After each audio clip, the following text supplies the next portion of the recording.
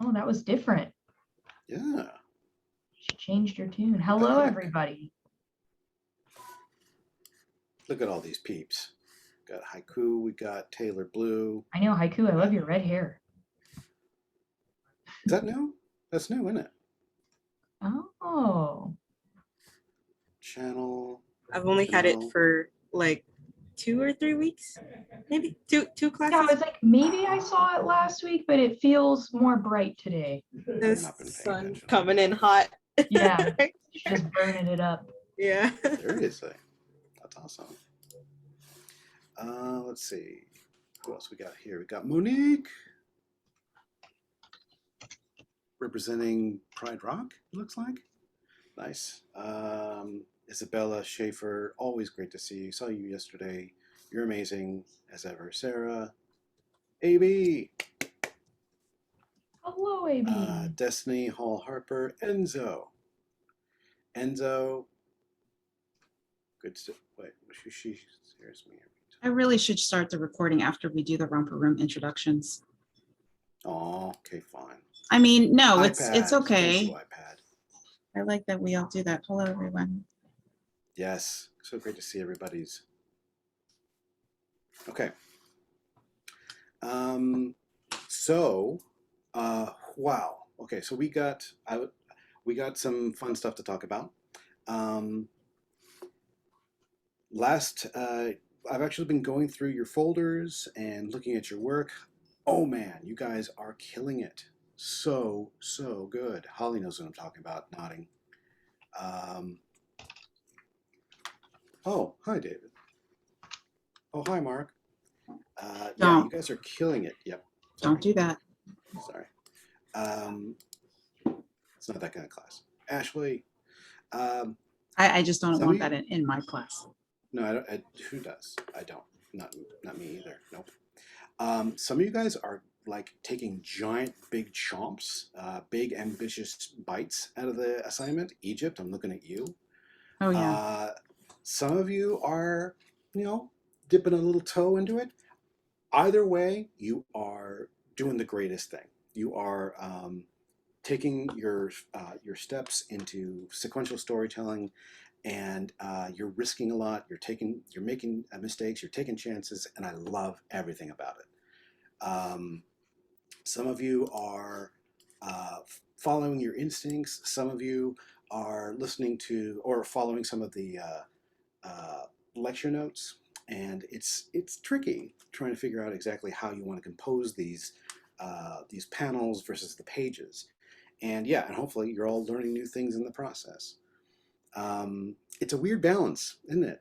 Some of it feels a little counterintuitive after you've done it for a little bit, but it does become easier once you start realizing how it applies to the smoothness and the clarity of your stories. If it's okay, what we'd like to do today is I'd like to just talk about maybe 2 or 3 examples that I looked in the folder, and then we would like to break you guys up into waiting rooms, or sorry, not waiting rooms, but breakout rooms. So you guys can look at each other's work and see what works and see what makes things harder or less clear, perhaps. And maybe you guys can give each other some constructive feedback in order to make things a little bit smoother. Because this is the stage where you really are acting like a cinematographer. And sometimes it's tricky, no joke. This can take a lot of practice. Joam, great to see you. So what I'd like to do, let me pop into the folder here. And let me just pick out just a couple examples from the beginning of the folder so you guys can see what I'm talking about.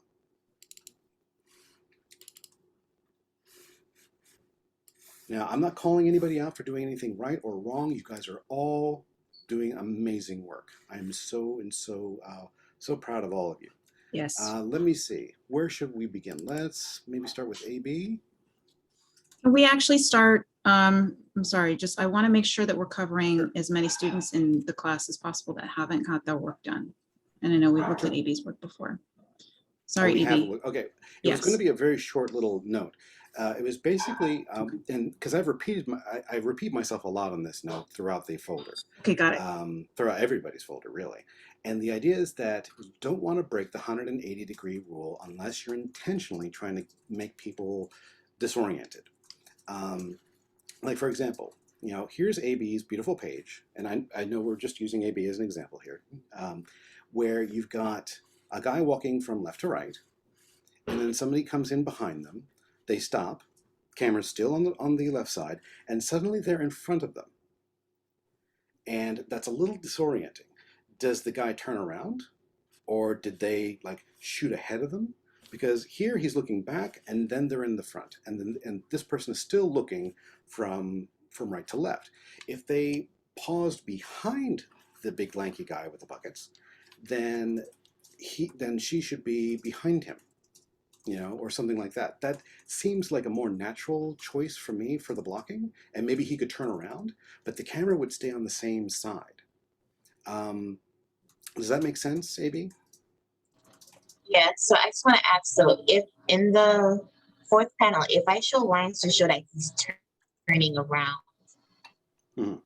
and then flip the side on the last two panels, would that be better? Because he does turn around. So if I just show Well, if that he does turn around, yeah, then show him turn around. But then at the same time, if he turns around, Okay. then she would still be on the left side of the panel. And she would be looking, so you would take these two panels here and literally flip them Flip both them. horizontally. Okay. Does that make sense? Yeah, because she's on There the are some left really side good of the panel. examples. Sorry. Yeah. Yeah, she's on the left side of the panel and he's on the right. So you can kind Right. of keep them and the position Am I- related. Does that make sense, AB? Yeah, it does. Imagine that there's like an invisible chalk line between them, and you can't cross that. But in order to do that, it's literally like it's almost like the camera jumps from one side to the next, from one side of them to the other. It's kind of hard to see because there's no background there, but it's a little disorienting. And this happens a couple times, not necessarily in yours, but in a lot of people's. Yeah, please. Oh, no. Continue. I thought you were moving on to the next person because I wanted to suggest Oh, somebody. I am moving on to the next person. But Um, if you wanted to jump into that, please feel free. I was just gonna say I really like Tay Josephs, who did a scrolling comic. Aren't they also called Infinity Comics? Oh. It can be, yeah, if it's like one big long image. Yeah, and I just thought that was a different way of doing and Oh, looking yeah. at comics. And I haven't done them before, and I think you've probably read maybe more than me, Caleb, and or Larissa, if you want to give any suggestions, because I mainly was just like, I like this. I haven't read as many web comics as I'd like to, but I am familiar with them a love little it. bit. And you can sort of, there's actually a couple people that do similar stuff to this. This is fantastic because every single like image is about, like a phone, a phone size On high, screen. it's about like a page height. And I feel like it actually works really, really well because you know where to stop and where to start. Now there could be some places that are like that Eden pointed out here that you might want to make those stops and starts a little bit more intuitive for us, the reader. But if you know where to begin and where to, it's like at this stage, I feel like it looks pretty, like there is sort of more or less a gutter in between them. And it could be just like white space, or it could be something, like an abrupt edge or something like that. It's kind of up to you as the artist to sort of figure out where one little sequence begins and one ends. It looks pretty clear to me so far, but we'll have to sort of wait and see Tay Joseph in order to see how it works out towards the end. Very, very strong work, by the way. Cool. I just wanted to make sure we showed that, there's different ways to approach it. Oh yeah. No, there's lots of really fantastic ways, and each way is if you can put the control of the page turns into the reader's hands, all the better. And that's one of the reasons why I love webcomics like that so much. Let me see. Have we? Oh, I have to talk about Egypt. Have we talked about Egypt's works before? I don't know, but I think we should look at this. Okay, Yeah. just last one before we break up into rooms. Okay. Okay, so Egypt it's very ambitious. I mean, look at this. It's like 8, 9, 10 pages for crying out loud. Egypt, calm down. I mean, this is too powerful. Um, but it's very, very good. We've got some really good, I mean, look at this. This is very concise, really good starting page, puts us right into the action. Burning house, running through it, Jackson on my way. And I'm like, oh my gosh, Jackson, I don't know who that is, but you know, we got naughty language. What's wrong? I mean, That's a great establishing shot, you know, like it really, really Yeah. is. It's very good. No, you can do swears. I don't care. But yeah, it's a great establishing shot. Jumps us right in there. But I do think it becomes, as Larissa would say, kind of theatrical. We have a lot of medium shots, a lot of waist Mhm. up, you know, eye level shots. Wouldn't you agree?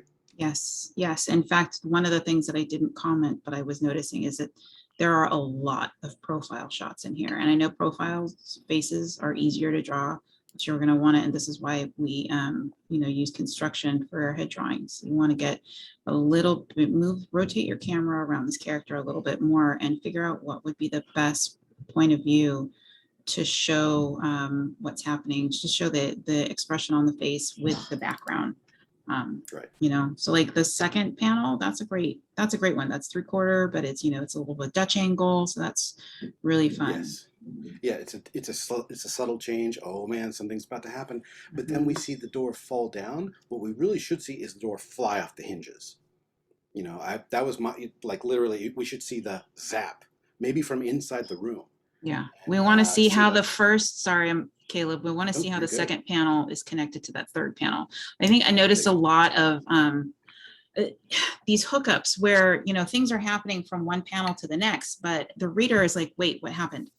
Wait, what's going on? So Yep. if you can create this visual consistency between one panel and the next, where the reader is totally clear as to what is happening panel after panel after panel and how it's relating to the previous panel, this is why it's important to you know, be aware of where your characters are in relationship to each other and the just different shots that you're showing, because we can see, okay, yes, the door fell down, but how did the door fall down? Yeah. You know, we just go Yeah. from, there's a lot of assumption that's being made, and you want to clarify that.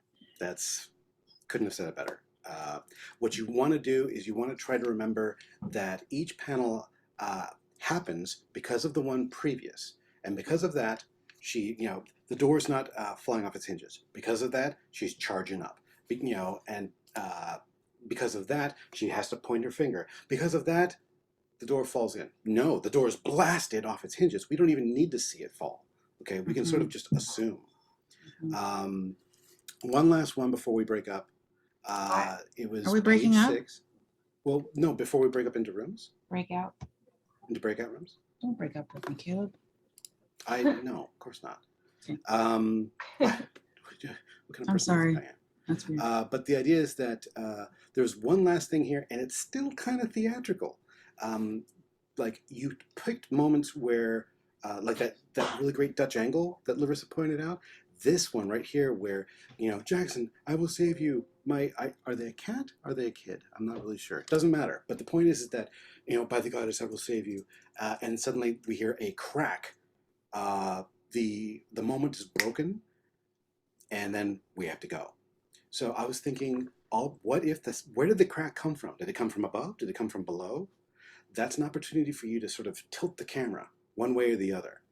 If the crack came from the ceiling, which I just sort of assumed that would be a kind of like a good choice, we could say like embers are starting to shower down on her, or we can see like a jagged timber sagging from the top of the panel, and maybe it's a down shot. We're looking down at your main character, and we zoom in on them, going, "Gotta go." You know, something like that. Does that make sense, Egypt? It was actually supposed to be a timber, but I don't think I translated that properly. I do see No, something. I do see something. I see The timber arrow. falling past her. Oh, Yeah. So I what? thought it was just a sound effect. My bad. Okay, so because this isn't storyboarding and it's comic books and there's no movement actually happening, it's a still image, and we're Yeah. trying to show movement. What I would do with that, if if this timber is falling, then you'd want to instead maybe have crack coming from above the head with the timber falling, and then the motion lines showing that it's coming from above. Okay. And the crack, so you in the top, you're reading the crack, and then you see the motion lines of the timber, and you know, draw out that the timber, so that it looks like it's falling right past your character. That's Okay. another way to do it. Yep. Okay. All right. All right. Thank you. Yeah, Yeah, and but the crack has to come from somewhere. It has to be either impacting the floor or coming from the ceiling. At the moment, it just, for me, I honestly thought that that was just like a sound effect. yeah, It it wasn't was quite just clear. a little unclear. There's lots of ways to solve that problem, though, as Larissa and I just discussed. So there's tons of really good ways to do that. Mhm. Does that make sense to all of y'all? Okay, there's so many different ways to solve these fun little storytelling equations. Clarity is the end goal, though. So let's break you guys up into little bunches. How many should we But do? Like each, four? I just gotta say, yeah, four each. We're gonna give you guys 25 minutes. So stay around, like, keep your critiques around like 5 minutes. Again, just look at each other's work. Just say, hey, this looks really good. I love your characters. This makes a lot of sense. What I would do differently maybe is this, in order just to make sure that everything's moving clearly. If everything's working great, then just be like, all right, more of the same, please. You Yeah, know, and that'll if be great anything too. if anything is unclear, it's important that you point that out to your, you know, to the person who's sharing, and help them to develop a way so that they can clarify it, you know, ask questions as to like, what is your intention for this shot? What's happening? And, you know, explore different ways that you can solve problems for, with one another. Okay. And if each of you are stuck in the rooms and you're just like, we're running out of time for this one critique, and I don't know, I can't think of anything that would fix this. Can anybody else think of anything that would fix this? And if everybody's sort of stuck, then we'll come back with like 10 or 15 minutes worth of question time, and we Yeah. can address it then. Okay. So wait, Because we got to get on want, to Incan today. It's going to be a lot of fun. oh, wait, no, let's see, assign automatically. How many, we want 4 people in a room, 4 to 5, Is that 4 or 5? Depending on how many we've got. Right 3, okay, 4 to 5, okay. Okay, Ralph Lubin, you are going to be going into a breakout room, sharing your work. Okay, off you go. We'll see you. Oh, and then Eden and Caleb, if you guys get into a breakout room and you're together, hopefully you're not. But If I jump see out you, I'm and just going to run. yeah, we'll hop around. Okay. All right. Bye. All right, bye. Open all rooms. Here we go. Thank Oh, you. wait, wait, Mike needs to wait. Stop sharing. Oh, Oh, I need to stop sharing. Hold on. let me actually, I can see where Eden is going to go first, and I can make sure you guys, okay, you guys are in different rooms. Okay. All right, sweet. Bye-bye. Great.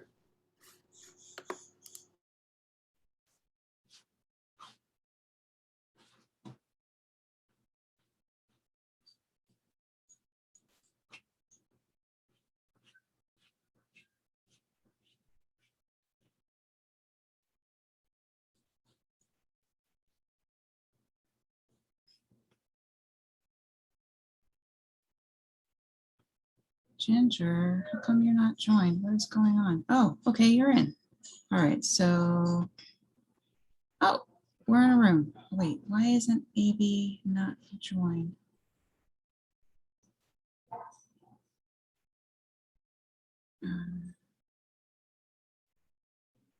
Two, Ginger, move to, what? Ginger here, McCrow, and Tay. No, there we go. 1, 2, 3.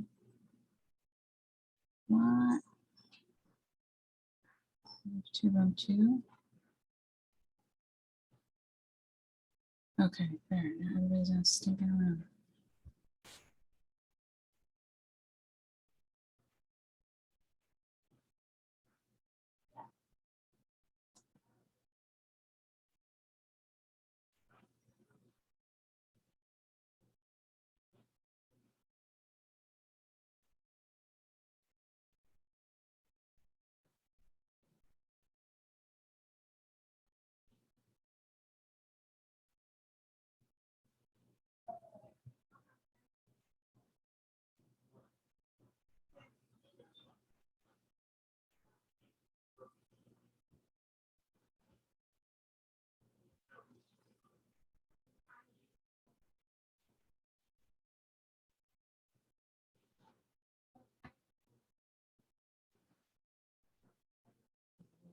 Cool.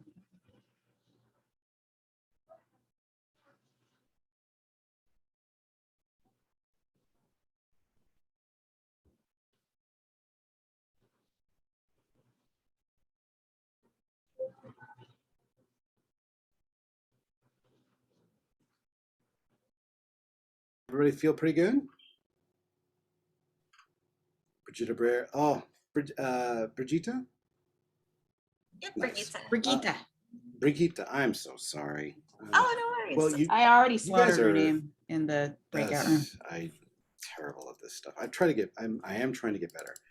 Brigitte, I got to tell you, that is such a fun little comic. Oh, It's a thank you. beautiful beginning. Oh, I can't wait to see more of it. It's going to be gorgeous.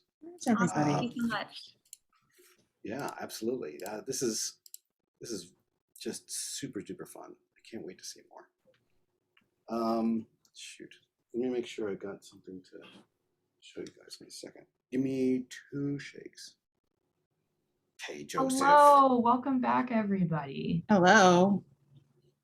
I had an excellent time in my breakout room. I hope everybody had an excellent time in their breakout rooms. Was it good, y'all? Yeah, I was telling my breakout room at the very end before we got, whisked away back into the main meeting that I enjoy the breakout rooms because it's really nice for artists to get to interact with each other and basically commiserate on problems that you're having with art with each other, because it's kind of like you're not alone in the learning process. But also it's so nice to have a community of artists, and that's something that can be really hard because we're not always interacting with creative people every day, and getting to interact and communicate with creative people, if only for an hour a day, can really get the creative gears going. Yes. It's true. It's very true. We tend to, especially these days, never before has our lives been so sort of encapsulated, and an artist's life tends to be kind of solitary anyway. Lonely. We are sad, lonely nerds. But to be honest with you, any opportunity you have just to chat with somebody is, especially when it comes to just being like, what can I do different? Or does this work? It's like, it is so insanely valuable. Mhm. Yeah, and so some of you didn't have a whole lot to share, and you know what? Don't beat yourself up. You're totally fine. The fact that you still interacted and still gave some sort of feedback or an opinion or some criticism, constructive, you guys were just fine. So please, don't beat yourself up. You will have opportunity to catch up later on. And besides, that's not what this class is about anyway. It's about, trying to take risks. So please, take the opportunity if you can in between classes to just, have some fun and doodle. All right. As long as you are working on something, that's the important thing. And I applaud the people who may have not had something but still showed up and contributed, because I still think you can learn a lot from just Oh my coming to the gosh. classes and listening to Larissa and Caleb teach, as well as in these breakout rooms and giving feedback to your peers, because that might, spark something in you. Absolutely. Oh, well said. Thank you. Okay. So let's, I need a second here to get my thoughts in order while I That's fine. am You can get discussing your before thoughts we in begin. order. Before we begin, The inking. inking. Yeah. Okay. You guys want to see what I'm working on? Please do. So The transition. I didn't see enough head nods. Thank you. I'm nodding my head so hard. All right, let me go Like Jeff was nodding his hat. like furiously. Okay.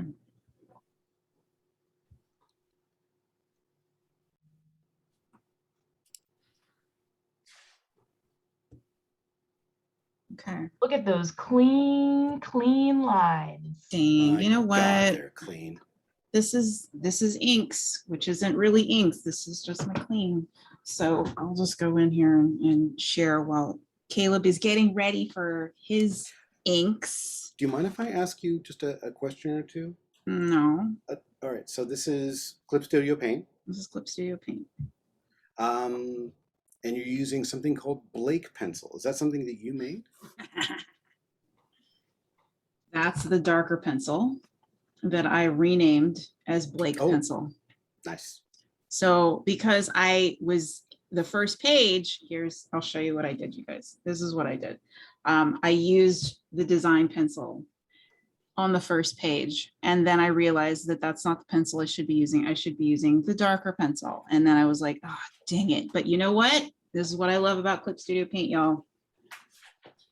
This is what I love. Okay, so there's vector layers.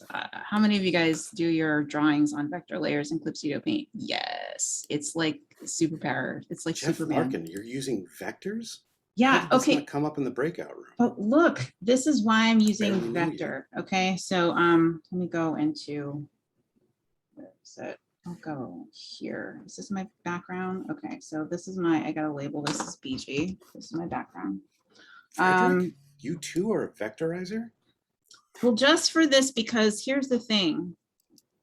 When I'm drawing on vector, and I draw something and it's janky or ugly or whatever, I can use the vector eraser. And let's say like this is really messy up here. Let me just go and do a couple of things. Let's say, oh, am I on the right level? Am I on the right? Am I using the right? I'm on the eraser. Hold on, get my Blake pencil. Okay. So let's say I make like this thing that's sticking out over here. And oh, it's totally ugly, and I need to clean it up. So I use my vector eraser. Oh, is that on my vector eraser? Vector eraser. Is that gonna work? It's not working. Why are you not working? Oh, there we go. That's why. Okay. So instead of like erasing all that down, I just tap that and all my stupid little lines go away, which is what I love. So I can clean up my backgrounds really quickly this way. And then the other thing is if I want to adjust any stupid line, I can just take my little object tool and then I can just move it. Move it. I can move over here, I can adjust it. And that's why vector is so fun. And then the other reason why vector is so fun is because if, let's say I drew all of this in the wrong, and I've done this before, I want to keep my brush size at 0.40. But let's say I did all of this drawing in collect. I'm going to move to object and I'm going to select all of the vectors in this thing. And let's say I should have drawn it in a brush size of 0.2 or 0.1. So I'm going to go and adjust the size of the line there. And then now everything is thinner and I didn't have to redraw a gosh darn thing. Or if I needed to make everything bigger, I could do it that way. Or if I wanted to change the brush from like the Blake pencil to another pencil, then I could change the brush just by adjusting it in the vector layer. And I'm sure a lot of you who are using Clip Studio Paint already know that and probably love that feature. But if you don't use Clip Studio Paint and maybe you're like mind blown like I was when I discovered that. So that's helping me a lot in my process. And then of course the sub view tool, which is where I have all of my references and stuff. So Oh, that's nice. yeah, so You then I don't was- have an iPad. You do this all on your computer, correct? yeah, I do 'Cause not I- have an iPad. I know that there is a Clip Studio on the iPad, and I wonder if it still has all of these. It same should. features. Lauren's saying yes. Lauren Taylor is nodding. their Oh, heads, okay. yes. Yeah, I have not converted to this sorcery, which honestly, this seems like a smarter, less painful way than maybe doing your comics all on Procreate, because it seems to have some nicer, almost Photoshop adjacent tools that Procreate hasn't quite gotten yet. Yeah, there's some really cool stuff about this. So anyway, Caleb, you ready? I think so. Give me 1 sec. Actually, I need like 1 more minute. Oh, Trying to These get my are camera set up. so beautiful, Larissa. I am just wowie zowie. These are Thanks, you beautiful guys. pages. I mean, I'll tell you something though. this is coming out later than I thought it would. Hey. But that's because I am having a hard time in life, but it's just a book. And I don't know if I told you guys that as a class, but the schedule is being pushed out as per someone's request, and that someone is me. So I originally thought that I could do, and in under normal circumstances, I probably could. But I'm under upheaval right now. And I know I keep saying this, but yeah, anyway, it's just, that's my life. So I'm I think getting more time. Sorry. I go think ahead. it's good that you communicated it because, you know, sometimes we don't live under normal circumstance, and sometimes, you know, our creativity can suffer. And I don't think that makes you a bad or a weak artist. It just makes you a human artist. I am a and- human. I am not a machine. Yeah, Yeah. and I think especially in the comic world, we kind of feel like we need to be machines to be seen as like worthy in that realm. But it's also important to take care of yourself and reach out when you need help or a little bit of extra time. Yeah, I was gonna show you guys something that that I used to figure out whether or not I was actually going to do this. And I don't know if you guys have seen this before, but I will drop this in the chat, or maybe I'll drop it in the Discord. But how long is my comic art going to take? So I don't know if anybody's seen this before, but this is this artist shared this, and this is how I was able to figure out whether or not I could actually Carrie Peach. do. I've seen this Yes. before. Yes, so I actually used it. And so what I got from my my publisher is initially I got like just the broad deadline of when final art was due. Yes, I will share this spreadsheet. Absolutely. When the broad deadline was due, but this breaks it down for you so you can figure out how long it's going to take you to do, you know, each process, layout, thumbs, pencils, inks, whatever. And then you add in your days.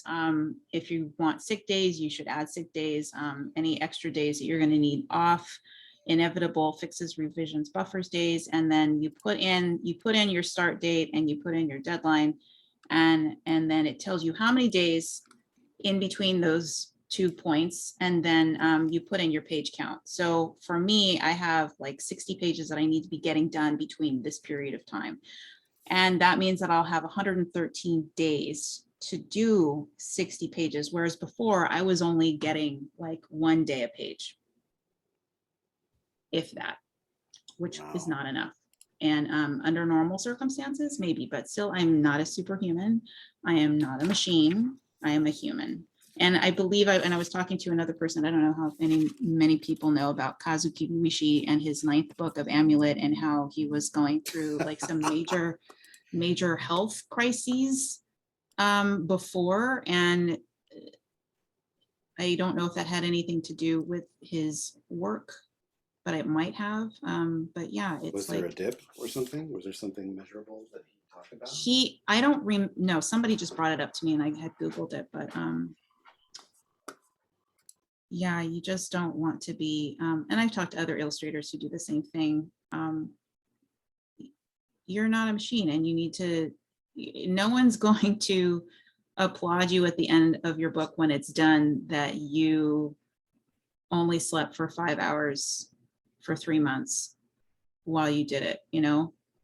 And you're going to have to deal with the fact that you only slept for 5 hours every night, you know, or whatever. Just, yeah, you don't want to be a zombie. And that's the thing. The publisher, they said, this is your first book. This is your this is your first graphic novel. This is your debut, and we want it to be good, and we want you to enjoy the process. So I was like, well, wow, thanks. So you ready, Caleb? I am. Let me swap over to my camera here so that we can all. Thank you for enjoy sharing my all that with process. us, Larissa. Yeah, Larissa, that was kind of amazing. I really, really appreciated that. Everybody wants that spreadsheet. It's coming. All right, excellent. All right, so let's talk a little bit about inking. So inking is part of the comic book process that sort of developed as a part of the workflow in the early part of the 20th century, when they decided, the powers that be decided, you know what, we can get a lot more work done if we split jobs up between artists. And so they brought all these, there were tons of artists that had gone to art school and like places like Europe or Chicago, and they, and they said, okay, well, what's the fastest way to do, work that's printable?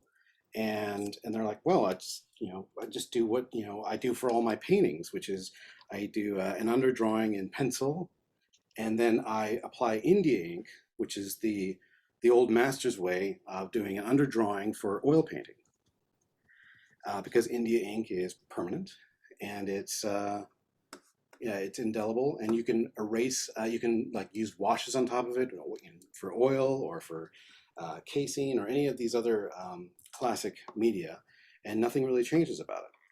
The India ink stays put.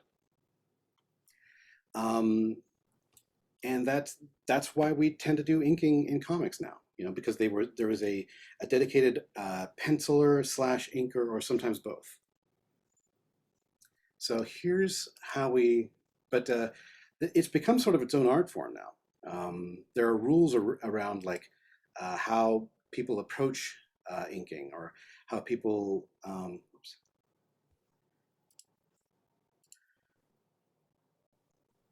around the tools that people use with inking. Can everybody see my little bit of paper here? It's coming. Hi. Can you see it? It's not yet. It said started screen sharing, but it hasn't actually started yet. Oh, okay. Let's try this again. Stop share. Let's try sharing this one more time.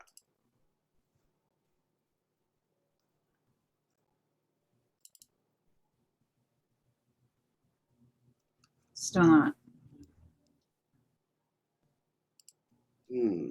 Curiouser and curiouser.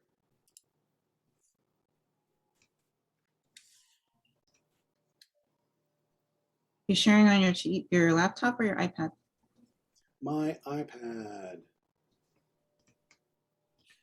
Let's try this one more time. Oh.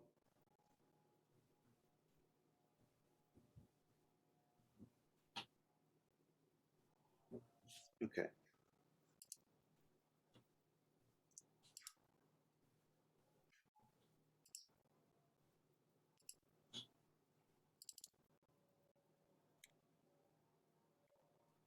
Can you see everything now? No. Oh, bugger. Caleb has started screen sharing, but there's nothing coming up. This is frustrating. All right. Yeah. Okay. Do you have an alternative? I might. Let me. Always never had a break when it comes to this stuff. I really Sorry, hate guys. tech problems. I really, really do. Oh, here we go. Finally.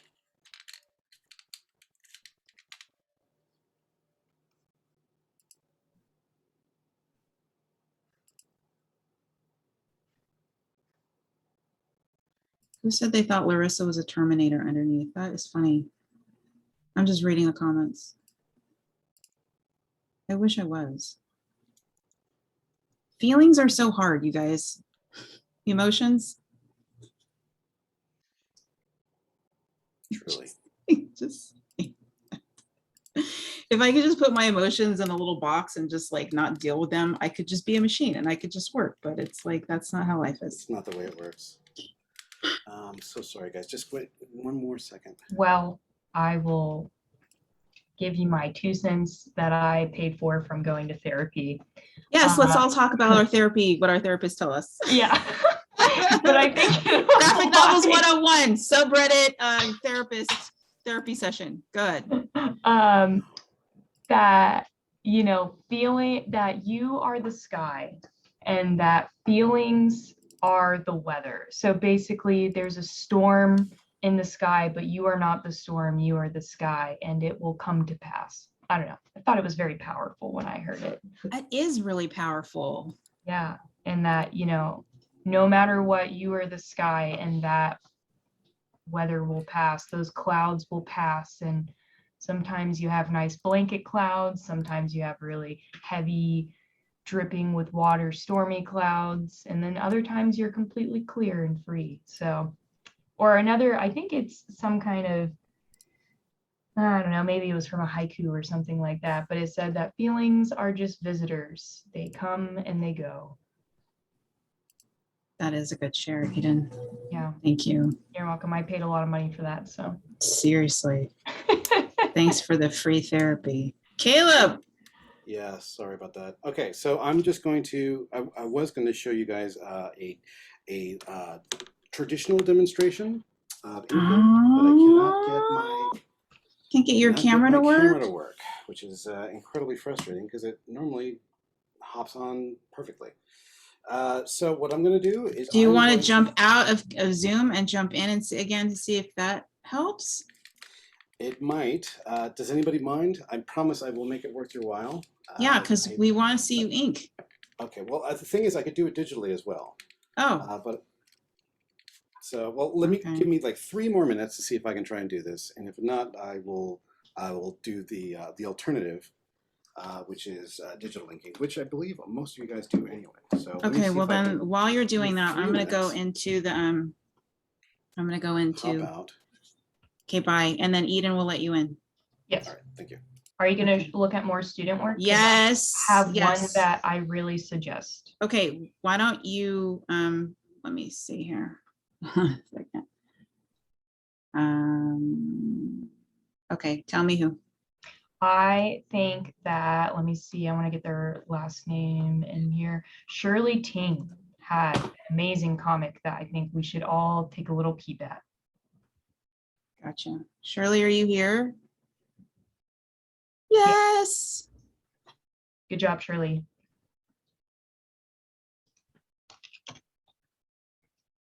Dang. Okay, yeah, I have only made my way halfway through the file folder so far, so. Oh, weird. They're not in order. That's not the first page. And I think it's what Shirley does so well is that, Ooh. there's no words in Shirley's comic yet, but Mhm. visually, Shirley tells us Oops, so much. sorry, maybe make the chat a little bit smaller, Larissa? And on another page? Sorry, guys. This is not New Masters Academy. This is Larissa's OC Art Studio Zoom, where we have technical difficulties and you see the backstage of what's going on and we talk about therapy. Okay, go ahead. Eden.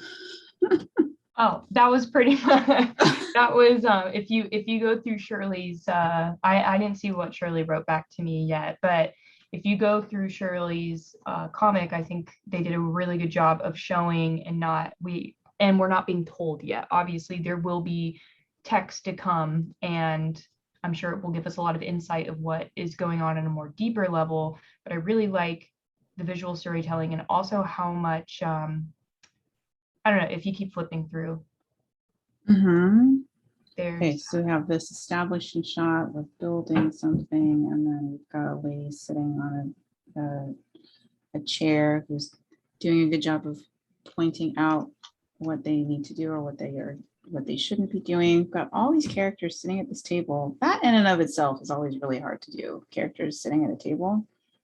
That's great. All right, pencil 2. Okay, and then we've got a boot, and oh boy, that is a really great shot. Looming background, really nice how you've got that inset panel of the boot on top of the soldiers coming in, and then the shadow looming in. And I'm going to make a recommendation, Shirley, on this one. I would say just flip this from the boot coming in from the right on the to making it the boot coming out from the left. Okay. Only because typically you want to have visual movement going from right to left, right to left, right to left. And this last panel, the foot's kicking from left to right. And so just by flipping it, and then also because we're kind of on the right side of this door here, where we're with this character.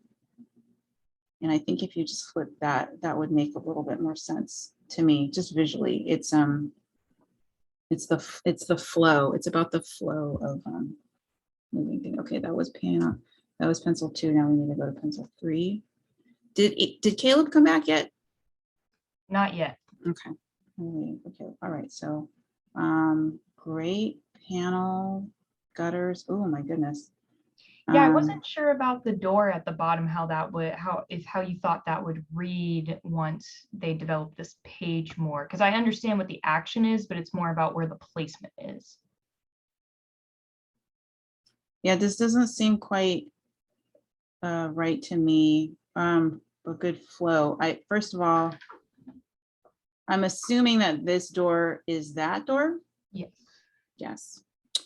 And but yeah, I'm not sure what's happening. Is something coming out? Is something coming in? Are those bullets? Yeah, we have, it looks like a guy with like a gun, or maybe if he doesn't have a gun, he's really charging that, you know, person into there. And we have the younger, same door implied something happened behind door. Yes, that's what I read from it, is that character's going in, we have this young character looking at it, and we have this slam, which kind of ends the moment in a way. So is this the door? This is like implied something happening behind the closed door. So that's what I'm not quite sure of in this.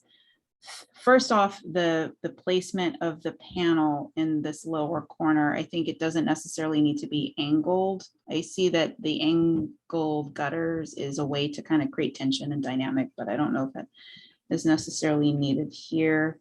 And then just the clarity of what's going on, the visual description of what's happening is a little confusing for me, because it looks like it looks like it could be bullets coming out, or some kind of light or something is coming out. If it's that's what I'm reading. But that's me personally, and it's subjective, but anytime there's something that's not clear, you always want to try and adjust that. Okay, so now we are behind, we're in the room with the, oh no, we're not. Are we still in the room? I viewed it as that ending of the closed door was the end. I was gonna have a screen behind the door, didn't have time to put the fancy text. Okay. I view that we're in a whole new place now, versus that was almost like a memory, that like military action and the door closing. Yes. And Shirley says the end of the closed door is the trigger. Does that make sense? I was talking and reading at the same time. So Yeah. So that's the trigger to, like, this is a flashback. Yeah, I believe the flashback, or the other story kind of happens on that first kind of militaristic page of the foot stamping in the water. Got it. Happening at the same time. Okay. Yeah, I would probably adjust this panel maybe so it's about this big, because you got a lot of open space down there. And then make sure that door hooks up with this door visually, so we understand that it's the same door. And then if it's it's going to have a scream, and then you can put the scream with the fancy text. Or not the fancy text, but like the comic type of text, where it's like, like coming, and it could be like going from smaller to larger, so that it shows that it's coming from behind the door. There's different ways that you can kind of play around with that. Okay, so, and then we'll go, is Caleb back yet? No. That's okay. Okay, and then panel 5. So then this is a new scene, right? And we're at a bus. And then we're in the bus, and then we see the map, and then we see, okay, so this is really lovely right here. I love all this. I love the map, and this as part of that. But this, okay, so This is not with the bus though. This is in the room. Okay, got it. All right, got it. Being re-entered. Good. Okay, so what I want is I'm asking for clarity between these two panels. Because right now, compositionally, look at how you have the door, person, wall, door, person, thing. They're set up exactly the same way. So this is why, that's my visual cue that makes me think, is this the bus? Is that the bus? Because it looks like the same kind of shot, the way it's set up visually. So if you want to have this in a room, maybe have, instead of a down shot, maybe an up shot where we can see interior, the ceiling or something like that. So we know that this is definitely a room. And then from here, you can keep the shot the way this is. Does that make sense, Shirley? And you're asking if dialogue clarifies it, still need a panel. I just think visually your shots are too similar, okay? Because of the way you've got a door, a person, and then a space, and then you have this door, person, and the space, and then you have the characters here and the characters there. You want to vary your panel shots a little bit. Worried didn't have enough zoom in and out. Yeah, I think it, and that's the tough thing because it's like, oh, it's so much easier to draw a medium shot. Believe me, I'm like trying to see how many medium shots I can adjust back into my thing so I don't have to draw these like epically gigantic backgrounds. But sometimes you need those backgrounds to establish, you got to establish what's happening with your story, where your characters are at, and what's the environment of what's going on. And that's what's so tough about doing graphic novels. It's like, I'd rather just draw profiles, faces all day long, or medium shots all day long, or I'd rather just draw my character from this position all day long. But it's like, does that serve the story? No. Do I have to draw an upshot of my character like from like underneath their chin and as they're like screaming, no, yes, I have to do that. Do I want to? No, do I have to figure out, get some visual reference on how to make that work? Yeah. So remember what, I can't remember who it was that said, but if you have an internet access, you should be able to draw anything just by looking at visual references. Caleb, Hi. how's it going? Oops. Hello. Hello. All Welcome right. back. So I think I've worked out what my problem is. I'm very, very sorry, you guys. Thank you so much for being so patient with me. It's all right. This is OCR Studios where we do things on the fly. We absolutely do. Okay. So ooh. By the way, Shirley, this is great. I'm so sorry. I did too much negative and not enough positive. No, It's no. really great. No, you did great, Larissa. If anything, sometimes I'm really gung-ho, so I need you guys to be like, but here's a real suggestion. I love it. They're all suggestions. Okay. All righty. All right. So You ready? my screen sharing No. now. Hold on. Zoom. Give me just 1 second. Yes. Allow.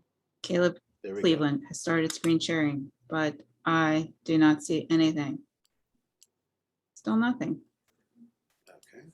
That's not great. So you're just going to do it digitally then, huh? I reckon I probably just should. Okay. Do you need another 30 seconds or a minute? No. I think this should be fine. I'm just a little. All right. Let me swap this over to Photoshop.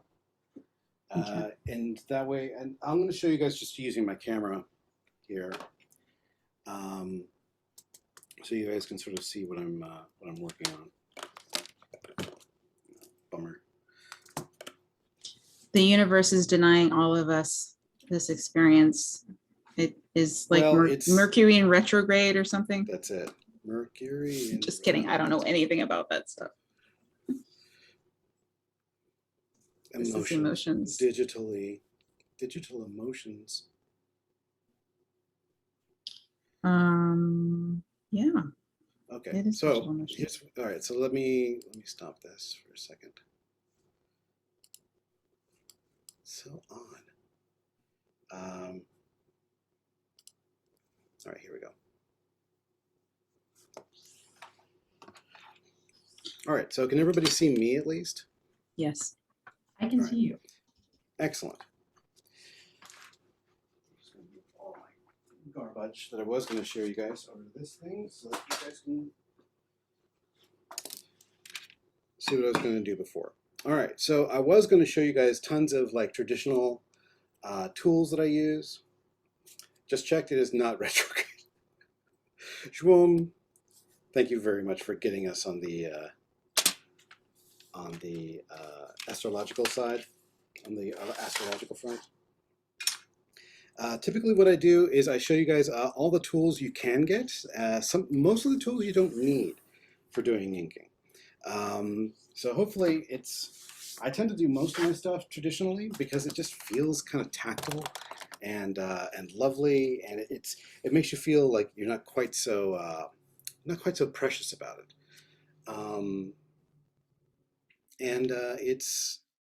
It's just a really good sort of wholesome kind of experience when you do it that way. But you can absolutely do things traditionally in a traditional style, just using digital tools. Now a lot of talk has been made about this is a comic page I did a long time ago. Can everybody see my Photoshop? Yes. Thank God. So what I'm going to do is I'm just going to pick, this is what I was going to do digitally, or traditionally rather. Mhm. And Photoshop isn't my choice that I prefer inking with, mainly just because it is, there are some funny, finicky things that happen with Photoshop.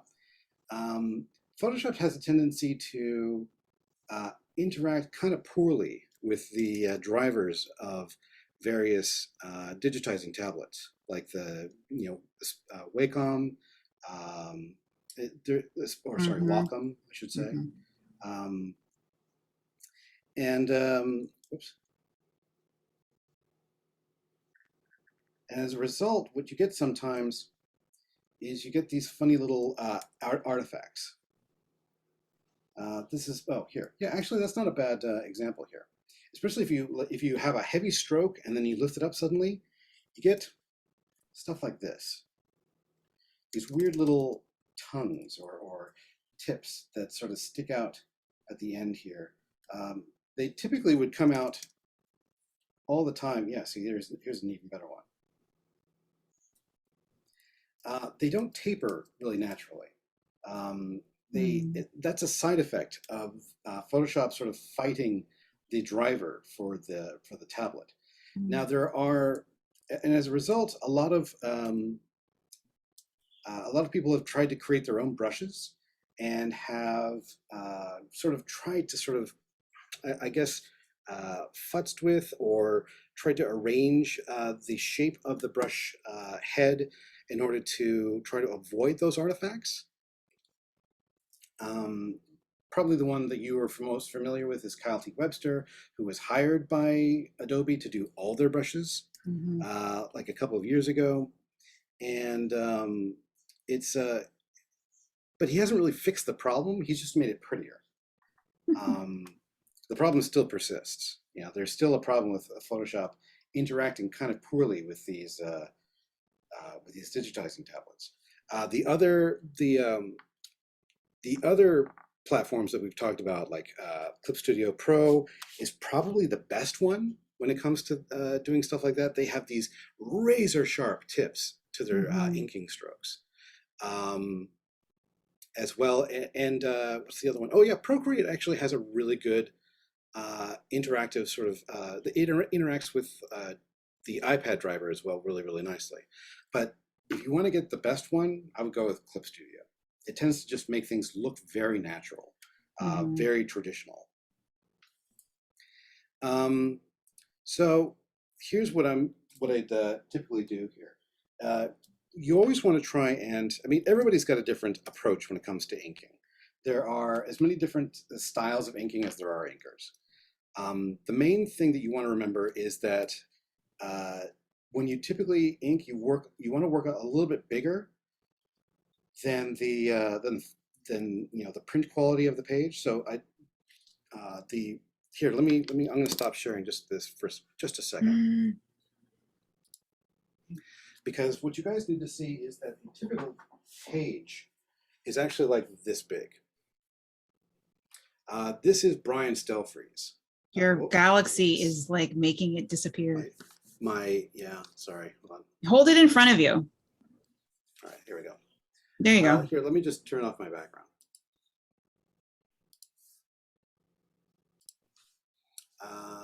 No, here we go. That's fine. So we've got, and I'll move my iPad since it's useless. So this is the average size of a comic book page. Really All right, large. they are about 11 by 17.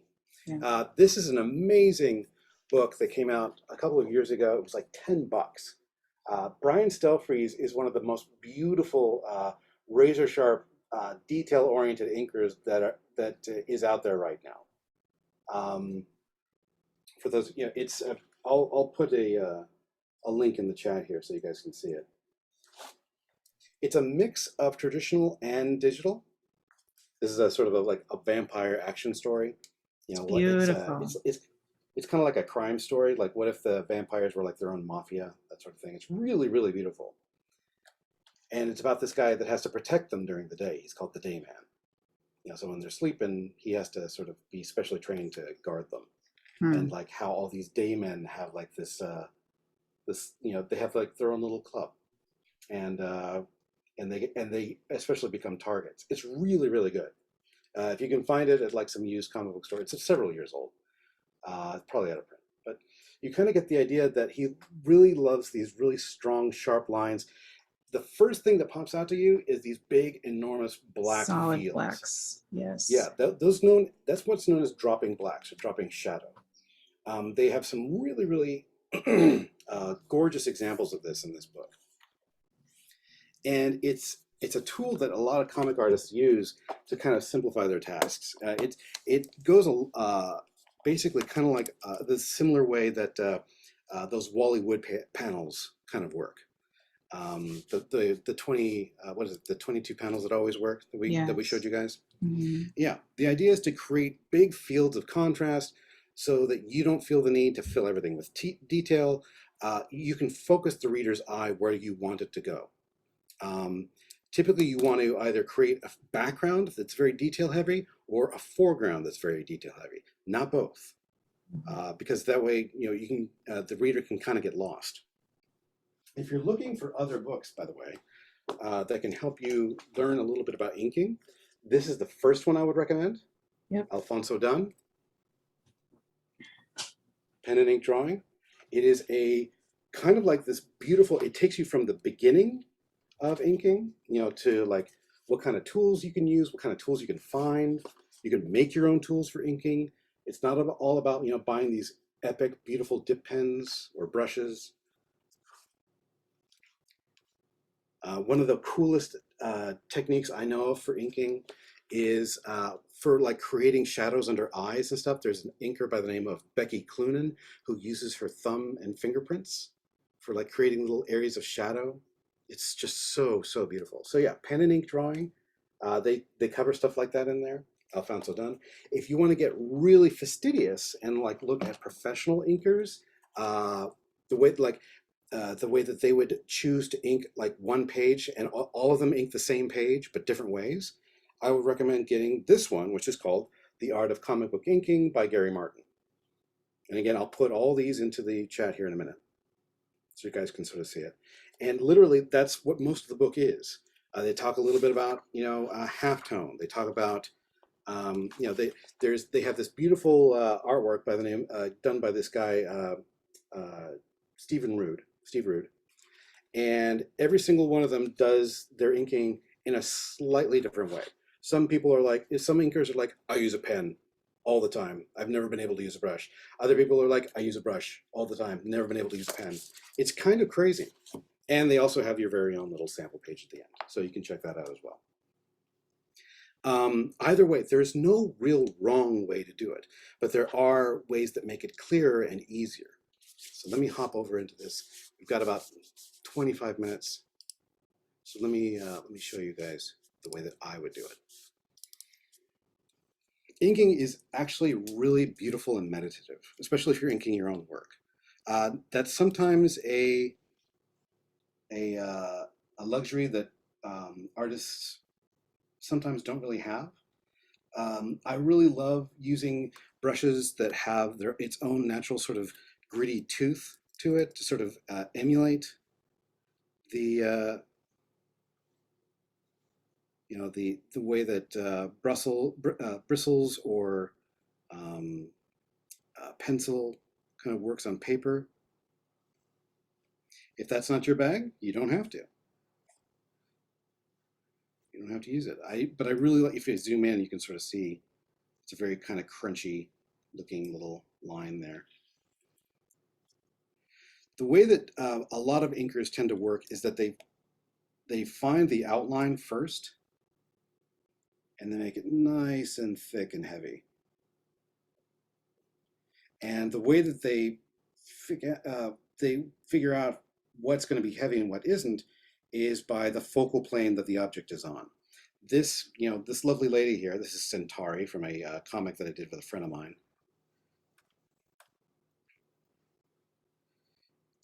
She is very close to the camera. So she's going to have this nice, big, thick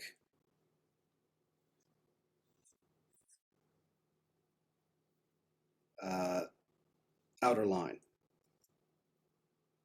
I'm trying, you know what? I'm going to try and put the keyboard aside. It's thicker in the foreground, thinner in the middle, and the background. Correct. Very, very good.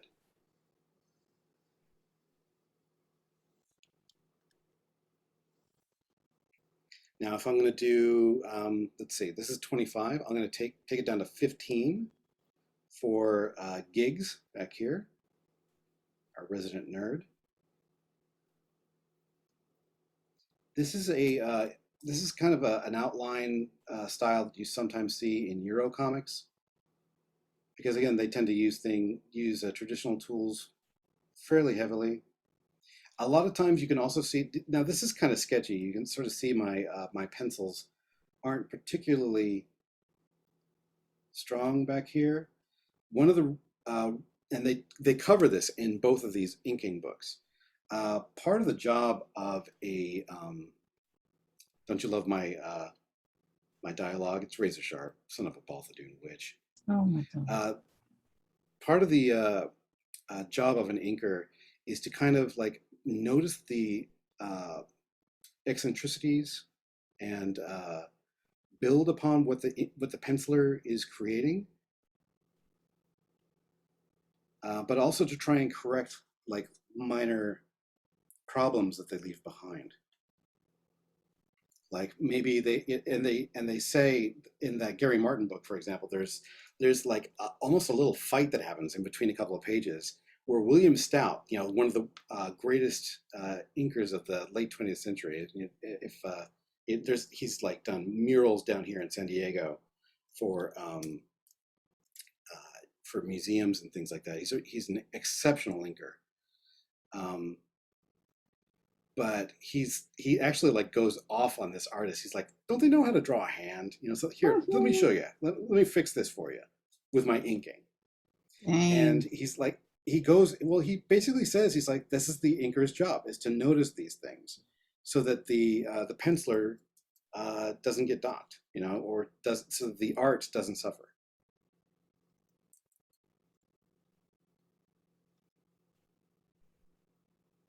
Other inkers like Kevin Noland and they're incredibly humble. They're just like, oh man, it would take an idiot like me to take this gorgeous page by Stephen Rood and totally goof it up.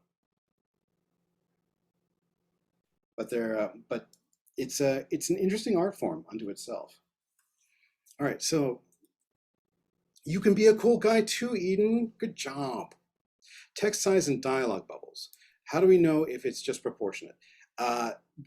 The way that I do it is the way that Nate Picos does it. He runs blambot.com, which is a big Fonts. yeah, it's a big font site for comics, especially for comics. He does all Can of you his post that? hand-drawn comics. And, yeah, absolutely. Blambot.com. I'll start dropping these things into the chat. But it's a website for fonts. I'm sorry, I didn't mean to interrupt you. I was interested. Yeah, Sure. it's a really great site. It's a Blambot. great site, yeah. I have not heard of it. Blambot.com. So he says that almost for most of he arranges his fonts so that they work on a page at about 11 point, not 12 point, 11 point. He's like, if you want to see the way it should look on a comic book page, pick 11 point. And I sort of use that for the most part, kind of universally. I believe this is 11 point. But to be honest with you, it depends on what kind of story you're telling. If it's a kid's story, you might want to pick something a little bit bigger. If it's something that's very chatty and heavy with dialogue, you might want to pick something a little smaller. Anime Ace is very standard. Yeah, there are some free fonts on this site that you can just pick for yourself, and as long as you just use it for your own stuff and don't sell them, he doesn't care what you use it for. So I'm just going to pick this one panel here, just for this exercise.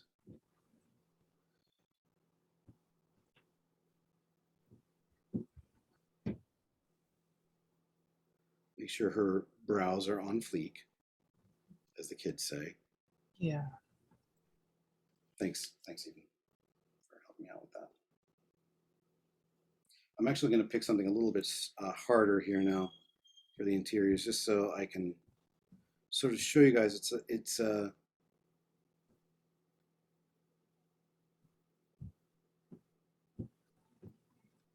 Again, it's 20 point. I'm going to try and shrink this down just a hair.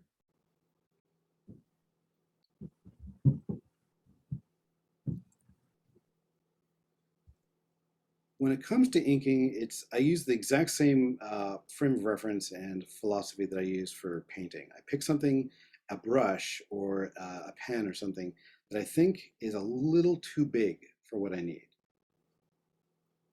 And I try to sort of control my line widths by setting the size to pressure sensitivity.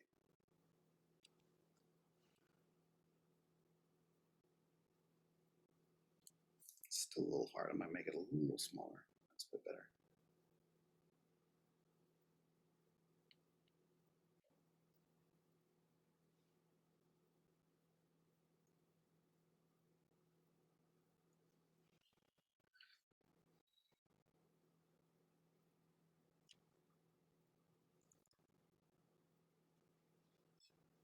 And I try to sort of like surround the areas that I would like to fill in later with inks.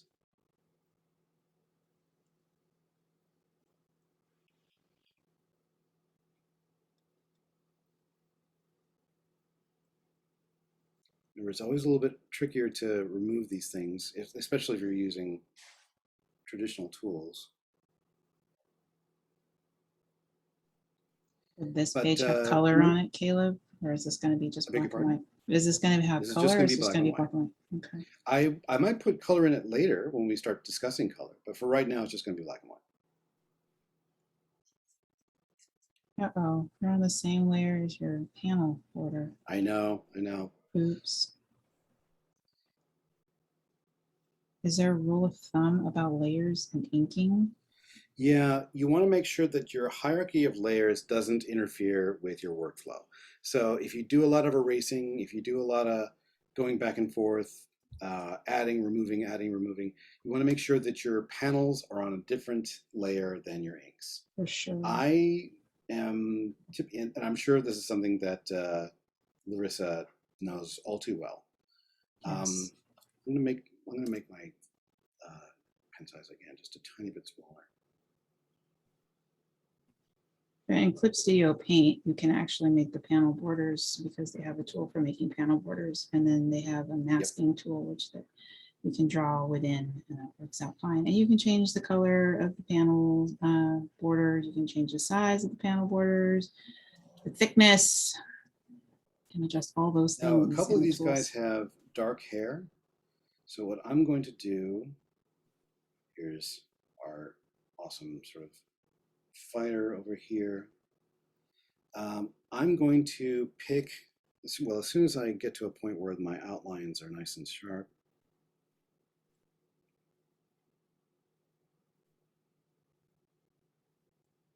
gosh, I don't draw like this anymore. This is so old. I was gonna say, this is a really cool style.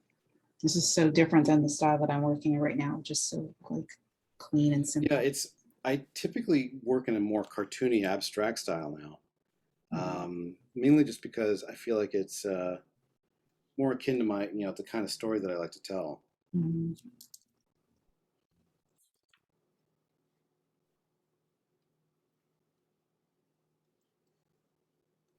We didn't talk about But that. if I wanted to, here, let me add another layer here. So if I were to fill in parts of Centauri's hair, what I would want to do is I'd pick areas that I feel like are, are in shadow. Are you on the same This is the line way- layer? No, I'm a different one now. Okay, good. I'm playing. Just checking. Yeah, I'm no more gambling. I'm gonna do. I'm like, what are you doing? Make sure you're on a different layer. Okay, I am. gotcha. Thank you, Larissa. Mhm, Larissa's always there. Will watch out for us. mhm. We appreciate that. Okay, so we got about 15 minutes here. So I want to do like a dry brush kind of like effect. Like here, bristle balm, for example. This is kind of like here, or maybe like Sumi Boom. Kind of, yeah, actually, that's pretty good. So what I want to do is I want to use Sumi Boom here to kind of fill in areas that would be kind of jet black.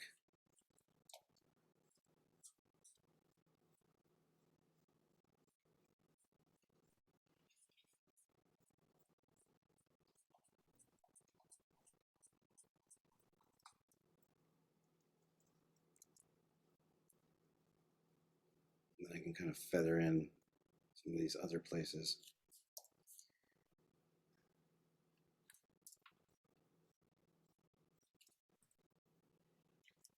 Again, it looks a little retro, and I kind of dig that.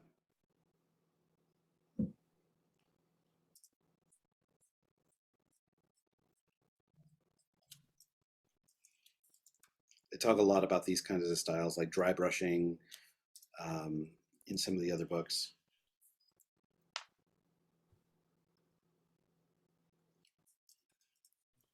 And you can do this as well. You just need to make sure that you can do it traditionally, as long as you pick a brush that doesn't have that much of a charge of ink or acrylic paint or whatever it is you're using to paint with.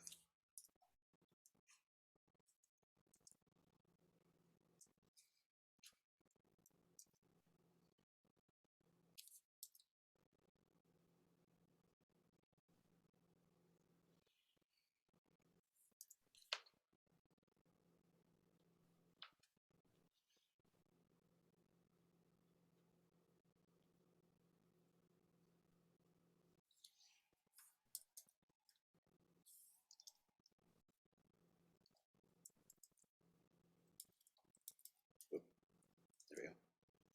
Caleb, do you like to sketch things out on pencil first, then ink traditionally, or do you ever sketch things out on tablet first too? Oh yeah, no, I often will sketch things out on tablet first, either in like in a just to sort of get my proportions and my sizes right, and then I will pencil over that. I'll use the tablet as like as a way to sort of rough things out.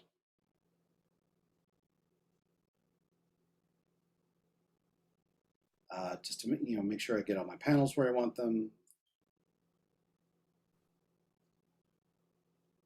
And is this page one of those examples?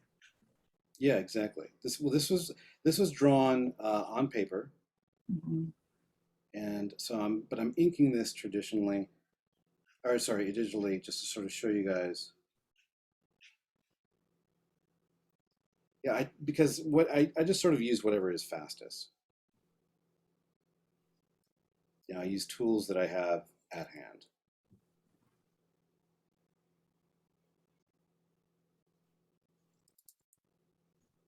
Here's another example of like feathering.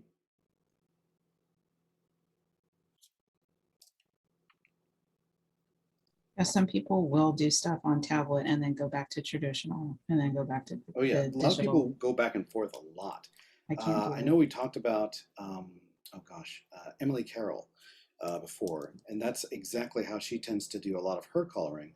She'll draw things traditionally, and then she will color them digitally.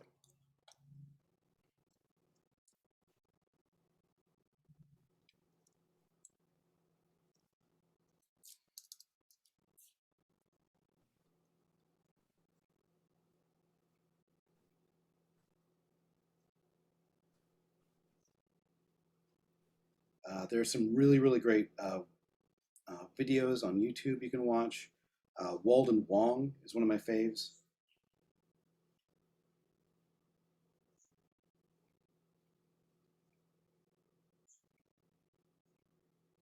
FYI, we have about 8 minutes and just make sure. Thank you. I'm going to try and get this as close to getting done as I can, And then homework. and then homework. Well, homework is basically going to be like a continuation of whoops. Just keep going on we what were they're doing. before. Mhm. Exactly. Keep going on what you're doing. If Make you adjustments. have all, yeah, exactly. If you have all your pages where you want them to be, then continue refining your details. You know, this would be a good place for you to, you know, to start thinking about, you know, changing, you know, this camera angle or that one. Try to apply some of the notes that you got in the breakaways today. Mhm.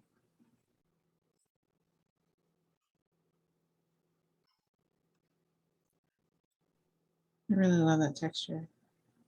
Thank you.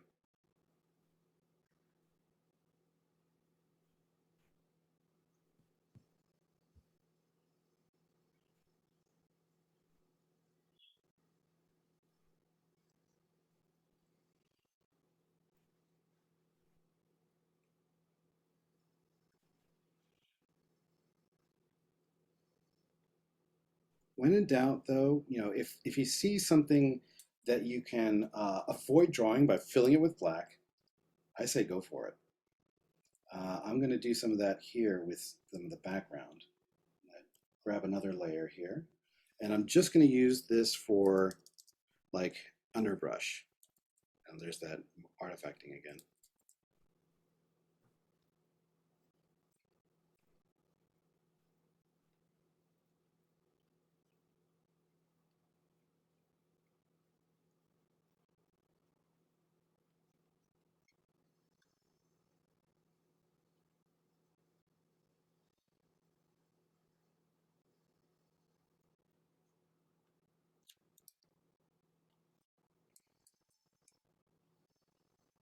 All these things would be, I think it would be a little bit easier, a little bit prettier if I were doing this traditionally.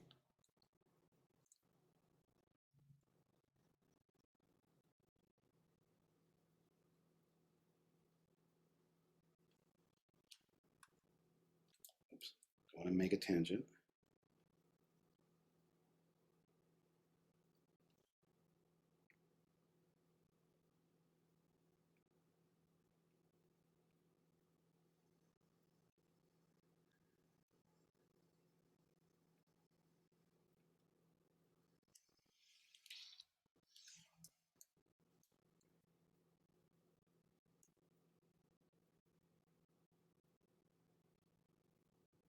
Sarah's being an editor is asking you about the text in that dialogue bubble where it says the beauty of this lands astounds me. Should it be these Yeah, lands? I included the typos because that was what my friend JJ included in there. So I was just like, you know what, I'm not gonna mess with her delicious dialogue. I'm just gonna put it in there, typos and all. Mhm. It killed me because my dad was, or the guy who raised me was a journalist, and his Hmm. spelling was atrocious, but he still made me do like those typing tutors and stuff when I was a kid. And it was it was a bit of a learning curve, you know, but I still got to be really, really good at grammar. I got to be really, really good at spelling. And so when I include typos and you know, malaprops and all sorts of crazy stuff like that, it a little part of me dies. But that, you know what? That's this is the life we live in. Sometimes that's how it be on this earth. Be As the best. kids say. Be, God damn it. Sorry. Why did you do that? Anywho, yeah, so, oh, and we can make our lines a little bit even smaller. 3 minutes. Thank you. I'm going to do some more like tree shapes or rocks. They're meant to be in like a jungle. Oh, I forgot to do the rest of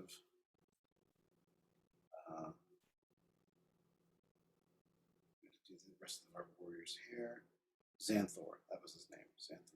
Xanthor of Zygax. No, it's just the worst, but the best and the worst.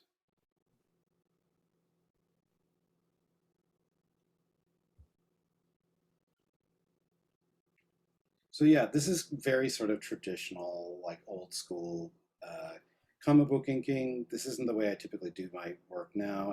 As you guys have seen, wait, I showed you guys some of my newer model sheets, right? Yeah. Mhm. For like my little Cape comic Canaveral. book that I'm, Cape yeah, Canaveral. exactly. Yeah, exactly. You guys saw that. Yeah.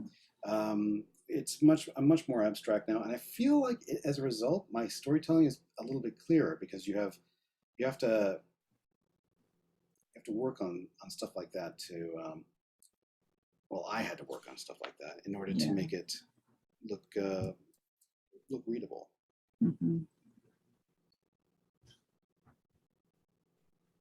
All right, this is looking really good. So you're going to fill all that up in black in the background. Very cool. All right, who's all excited to ink their stuff? Yeah, Who's I ready know. to We're all ink? like sitting here just watching you draw beautiful lines, and now I want to go into Blake and I want to ink things, but I'm not inking. I'm just cleaning. Okay, you just did a drawing and inked it. Good for you. Okay, so this week in the homework submission folder for next week, you're just going to continue on with the edits and finish up stuff that you need to do. If you didn't complete it, hey, guess what? You can continue working You on got it. If you time. did complete it and you got to make changes, guess what? Make changes. And then next week, I'm going to be talking about how to make a pitch package. Pitch package. Will we have an opportunity to talk about color at all? Of course. All right, cool. Yes. Well, I can't wait for that. I cannot wait to talk about pitch packages because that's the part that I am terrible at. One of many parts.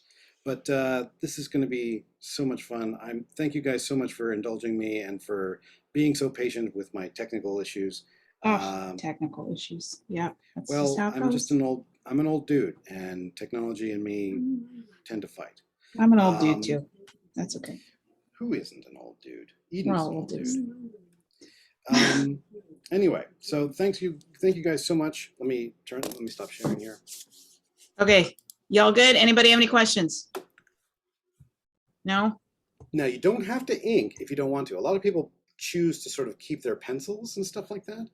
But what you want to do is make sure that your lines are high contrast. You don't want to lose detail by coloring over them, okay? How many pages for homework? Remember, all we're really looking for is between 3 and 5 pages. Okay, so like 4 or 5 would be like the sweet spot. Yeah, well, actually, we'll talk about that next time. You can start on dialogue and narration if you want to. You can figure out where your bubbles are going to belong. But if you want to, go to Blambot. See if you can find a nice font that you'd like to include. Or you can use your own handwriting. I know a lot of people do that. My handwriting is trash, so I would never do that. I would never punish anybody to read my crap. What did you say, Eden, about color? Don't do color? Oh, Don't do color this week. Don't do color. No, no. don't do no, color. no, Yeah, keep no, it no, no, no, no. simple. All right. So Okay. yeah, we'll do that another week. We got plenty of time. Yeah, slow down, be patient, and have a great time. Just try and keep your lines, if as long as you're using lines, as high contrast as you feel comfortable with. Make it look pretty to you. That's basically it. Pretty to you. All right. Yep, make it look pretty. Thanks, Michael. Bye, guys. Thank you, guys. Everyone have a great week. Thank you. I'm gonna kick my iPad Thanks for through coming. the window. I'm gonna save this first.